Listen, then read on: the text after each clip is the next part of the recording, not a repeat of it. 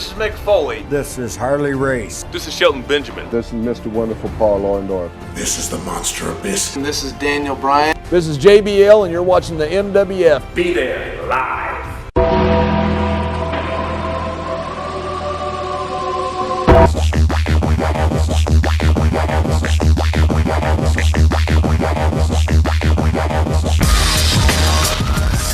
Wrestling fans from around the corner and around the world, welcome to another installment of Wrestling Insiders. I'm Dan Marotti here at MWF Studios, just north of Boston, in downtown Melrose, Massachusetts, 02176, the zip code of champions. Stay tuned after the news for some awesome money-saving deals where you can support indie wrestling.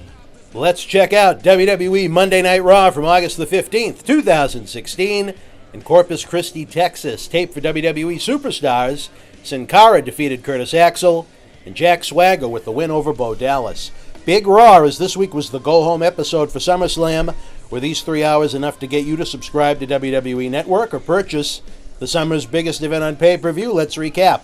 Raw opened with Seth Rollins outside the building saying he was going to become the first WWE Universal Champion after he takes care of business with the Demon King. The phrase Demon King was used 849 times in 3 hours to the point your ears wanted to vomit. It was way overdone. The power went out at the venue before Raw went on the air. This might have been the reason the segment was taped outside. As I noted on Twitter during the afternoon, wouldn't it have been cool if Stephanie and Mick Foley blamed Shane and Daniel Bryan for killing the power like what was going down back in the craziness of the Monday Night War era with WWF and WCW? Rusev and Lana were in the ring, saying there was going to be no Raw this week unless Roman Reigns came out to apologize for his actions last week. General Manager Mick Foley was having none of that. Rusev was angry at him, saying Reigns did nothing to earn a U.S. title shot at SummerSlam. Rusev called out Stephanie, but she sided with her general manager 100%. Rusev said Stephanie should understand because she's married to a superstar, and that maybe he should call Shane McMahon, teasing jumping ship to SmackDown. Roman Reigns came out and insinuated that Lana was a mail-away bride, and that the two of them were going to make ugly Sasquatch babies. Reigns wanted to fight on the spot. Stephanie said no, the title match would take place at SummerSlam. Rusev said it was more than the U.S. title, it was about his wife's honor. So Mick Foley put together a non-title match between the two for Raw. Sami Zayn defeated Sheamus. Cesaro was on commentary for this one. Sheamus hit the white noise and was going for the bro kick when he was distracted by Cesaro, allowing Zayn to recoup and hit the Helluva kick for the win. Later on, Cesaro and Sheamus were going at it backstage, and Mick Foley ordered a best-of-7 series between the two, beginning Sunday at SummerSlam. Wasn't exactly excited hearing this, but it could be exactly what Sheamus needs to get going again. Sheamus has been dead in the water. His championship reign meant nothing. He certainly needs a fresh coat of paint. Cesaro could really benefit from a hot series as well, giving him a shot to truly move up the ladder and solidify a top spot. Let's see what happens in this best-of-7 series. If you remember back in the WCW days, the best-of-7 series between Booker T and Chris Benoit got both pretty hot. More ring post-itis from Luke Gallows and Carl Anderson. I felt like it was funny once, but I hope it's not going to turn into a weekly thing. WWE Tag Team Champions The New Day, Kofi Kingston and Xavier Woods, as Big E is still outselling the injury from the club. The New Day defeated the Dudley Boys in a non-title match. Bubba Ray accidentally clotheslined Devon for the second week in a row. That's happening. A little tension. Will we see a Dudley Boys split that leads to Bubba Ray as a singles heel as he was in TNA? It would be interesting. Devon has looked awful in a WWE-sized ring since he returned from TNA last summer. Nia Jax defeated Rachel Levy in a quick squash match. It was effective in the continued effort to get Jax over as a monster heel and a challenger for the women's title in a very, very small division. Brock Lesnar and Paul Heyman were out next. Different than most of their promos, as Heath Slater came out and said he wanted to become a Paul Heyman guy. SmackDown wasn't interested in his services. Heyman thought it was a joke. Slater got angry. He said he had another opportunity to join Raw, and that was if he could beat Brock Lesnar one-on-one.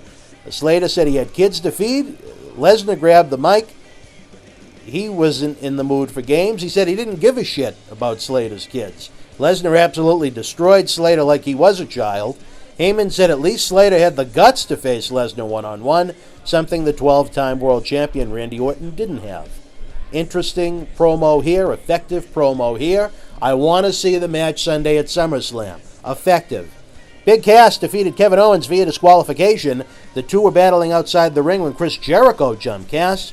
The heels left Enzo and Cass laying, leading to their SummerSlam tag team encounter in Brooklyn. The Shining Stars defeated the reunited, at least for one night, primetime players. Darren Young accidentally ran into Titus when Bob Backlund was trying to coach him.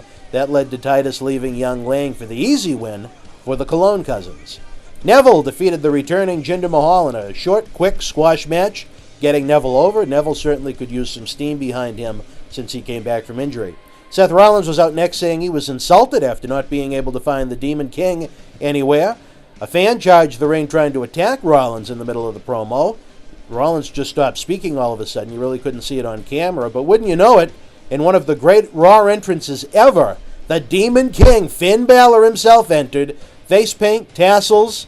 The fans in Corpus Christi went apeshit for this one with "This Is Awesome" chants. Seth Rollins went for a cheap shot. Balor got the upper hand in quick order. Balor went to the top for the coup de grace, but Rollins rolled out of the ring. Balor then launched himself over the top rope like a missile to take out Rollins to end the segment. SummerSlam is going to be very interesting. Common sense booking says the money is always on the chase, and a heel champion is the way to go. However, does it make sense to have Balor lose in his first match in the Demon gimmick? I say no. Make a statement to the fans around the world and make Balor the first WWE Universal Champion. I say that not because Finn competed here in the Millennium Wrestling Federation years ago, and I think so highly of him personally, but I say it because he's one of the best professional wrestlers in the world who now has the coolest gimmick in the business. Run with it.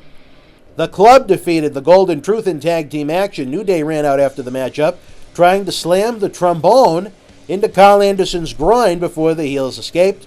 The two teams will clash for the tag team titles at SummerSlam. Charlotte defeated Alicia Fox in women's action. The WWE Women's Champion Sasha Banks was on commentary and went into the ring after the matchup. Dana Brooke got in her face and Charlotte nailed her from behind, putting her in the figure eight until officials forced her off the champion, who was tapping to try and end the submission hold.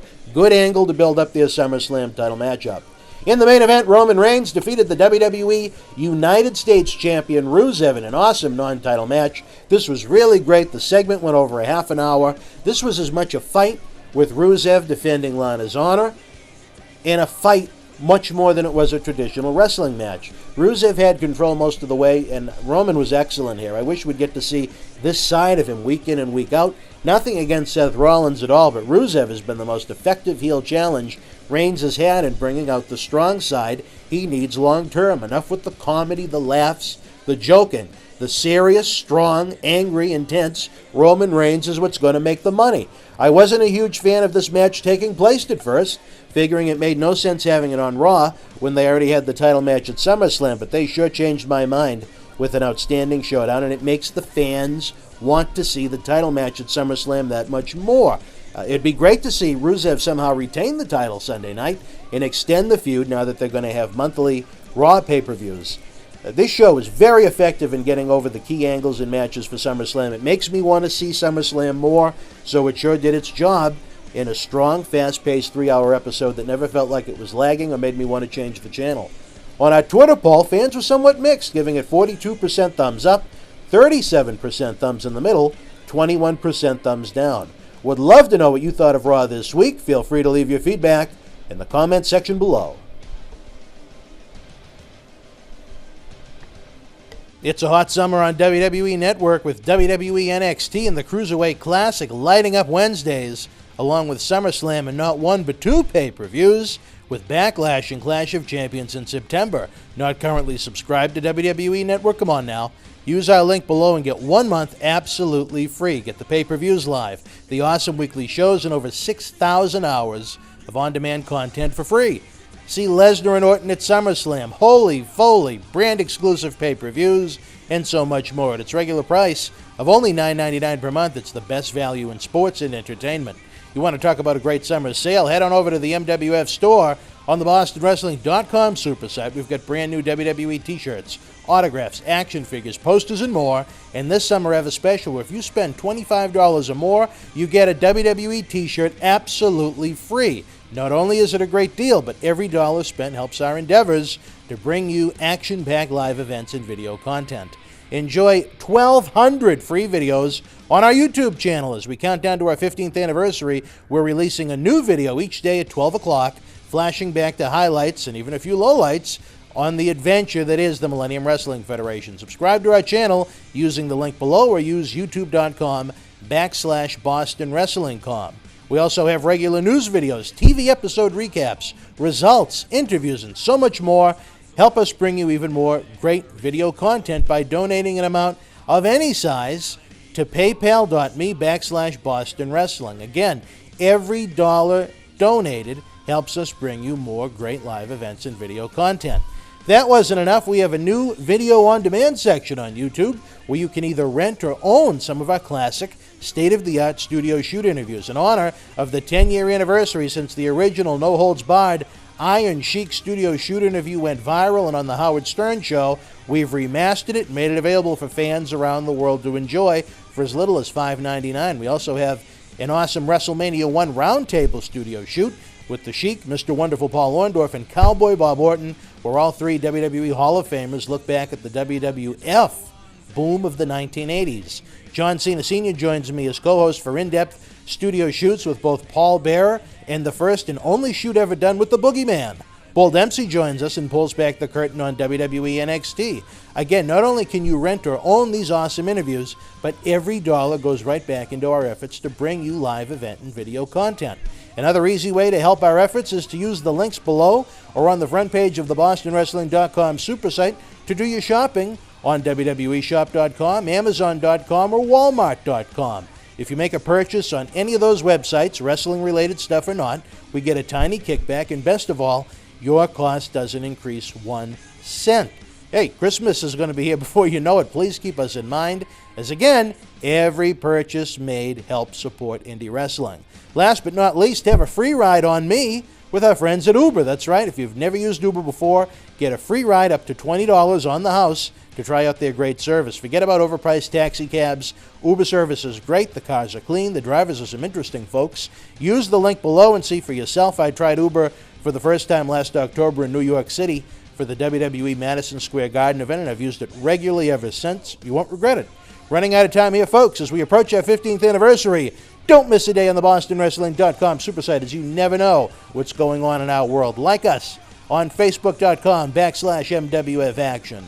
Follow us on Twitter at MWF2001. And again, subscribe for free to our YouTube channel at youtube.com/BostonWrestlingCom.